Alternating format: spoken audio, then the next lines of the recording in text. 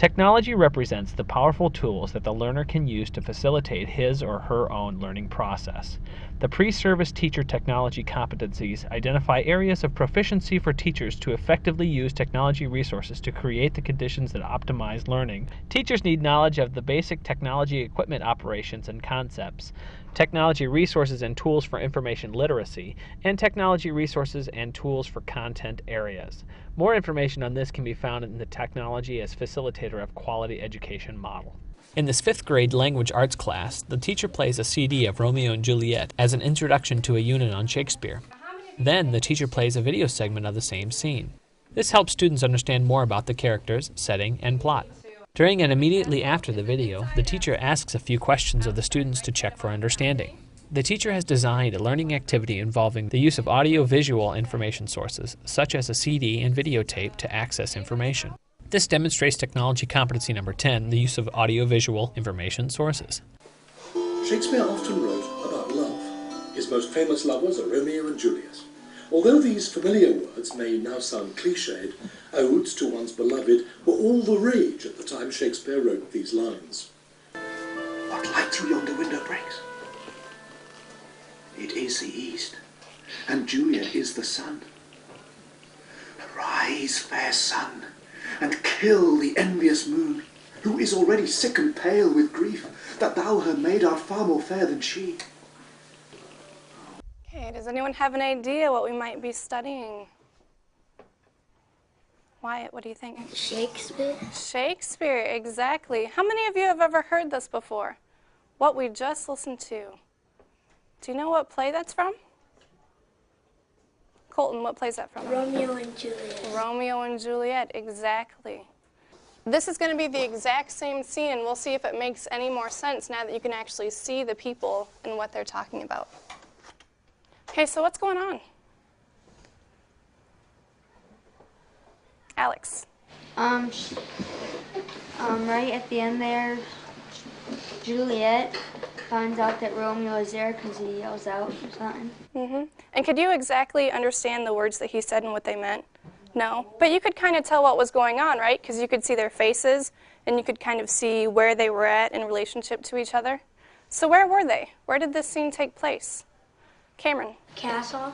Kind of a castle. Is it inside or outside? Outside. Outside, right? Kind of on a balcony. The teacher has created a web quest to help her students expand their knowledge of Shakespeare's life and work. The web quest is a compilation of pre-selected websites from which students can gather the information they need to write a paper on Shakespeare. The web quest also contains instructions for completing each of the unit's assignments. This helps to motivate the students, and it provides a context for their learning.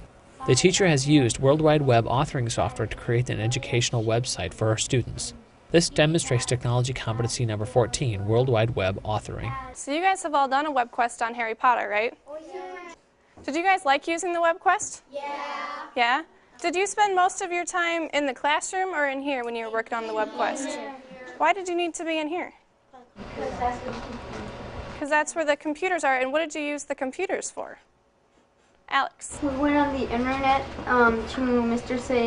Shea's website he made, and it has like questions and stuff on it. Exactly. That is what a web quest is. It's on the internet, and you use the internet to answer some questions or to find some information, right? And he already had it all set up for you, so you always went back to the same place every time to work on your web quest. Cameron. We found information and then we made up our own questions to give like another group, and we'd switch around and let's say that side gave us our questions, we'd give them ours. Okay. Well, good. We are going to work with questions today. Okay, this is our web quest. This is what I designed for us to use to study Shakespeare. This is our home page, so if you ever click on this button right here that says home, that's exactly where you'll get. Now, home, introduction, the task, the process, and evaluation. These top 5 right there are about the only ones that you guys are going to use. Okay, the rest of these you can kind of ignore. We will look at conclusion later, but that will be at the very end since it says conclusion. Let's go ahead and click on introduction. And who would like to read for us? We need a nice, loud reader. Sadie. It is the year 1610 and life in England is full of possibilities. You have just been contacted by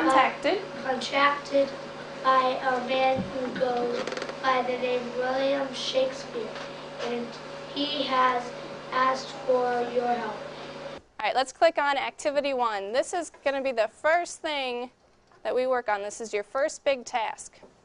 Somebody else that wants to read for us. We've had some excellent readers so far. Taylor. Before you can begin work on your play, you must learn more about William Shakespeare, his life, his works, and the time period in which you are living. Throughout the lesson, the teacher encourages the use of terminology related to computers and technology. She uses correct and appropriate terms as she explains the different elements of the web quest. The teacher demonstrates technology competency number 2, terminology, by using the appropriate terminology related to computers and technology in oral communication. Why doesn't everyone go ahead and hit browse the internet so that your screen looks exactly like mine?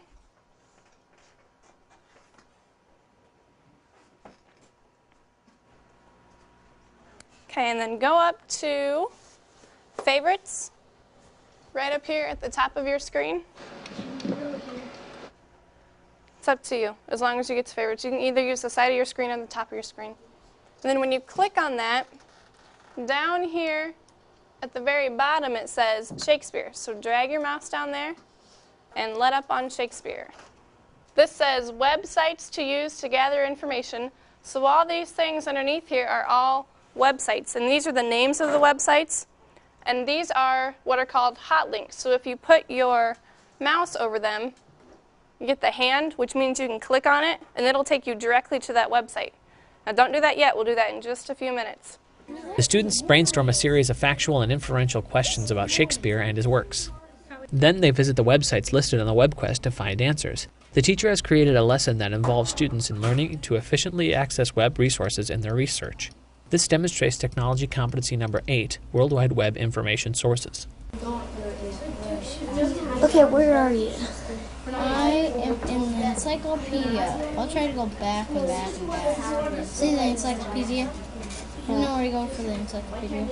Go to that, okay? Go to the... You know where the encyclopedia is? Over here, and go to that.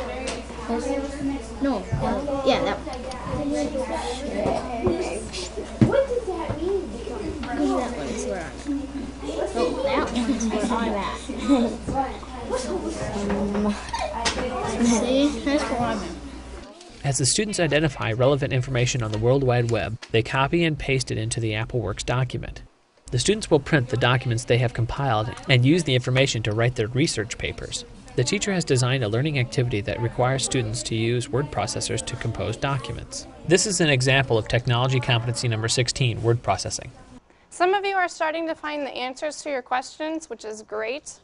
So what we're going to do is, rather than having you write everything out by hand, because some of the answers might be kind of long, I'm just going to have you copy and paste just the answer to your question or just the information that you want into an AppleWorks document, and then we'll print everything out. Say that this paragraph right here, this information, answered one of my questions, and this is what I wanted. I wanted to copy and paste this so that I could print it out later. I'm going to put my cursor right up here next to William. You see where it's at right there? Right next to William. And I'm going to click on it, and then it highlights my text. See how it changed color? It highlighted my text. Then I'm going to let up on my mouse, go to Edit, and Copy. And what that's doing is it's making a copy of all those words or of that paragraph so that I can paste it into something else or some other place. Now this is the part I want you to do with me. Go up to your Apple, right up here in the corner. Even if we're not. Yep. Go ahead and go up to your Apple. Yep, click on it. And then drag down to where it says Recent Applications. And there's an arrow there.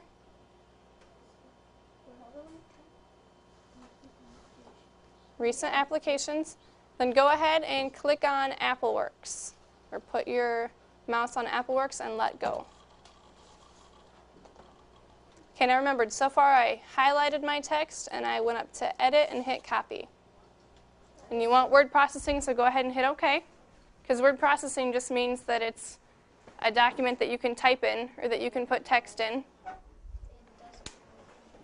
Exactly, it's blank, there's nothing there yet, because we need to paste in what it is that I just copied. So I'm going to go up to edit and down to what? Paste. Paste, exactly. Edit, paste, and there it is. Shows up just like that. Okay? Yep. The teacher has selected multiple resources for students to use in their research, such as a CD-ROM discovering Shakespeare, an interactive journey through Shakespeare's life and times.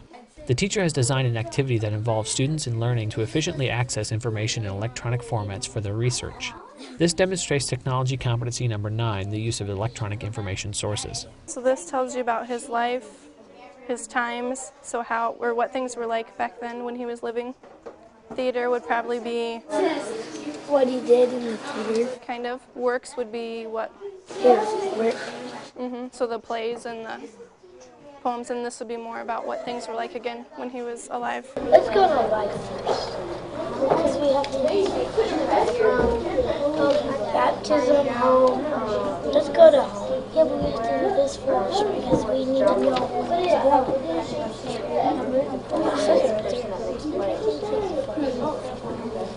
So April 26th. We'll be right there. Well, you can write it right on the notebook. Okay.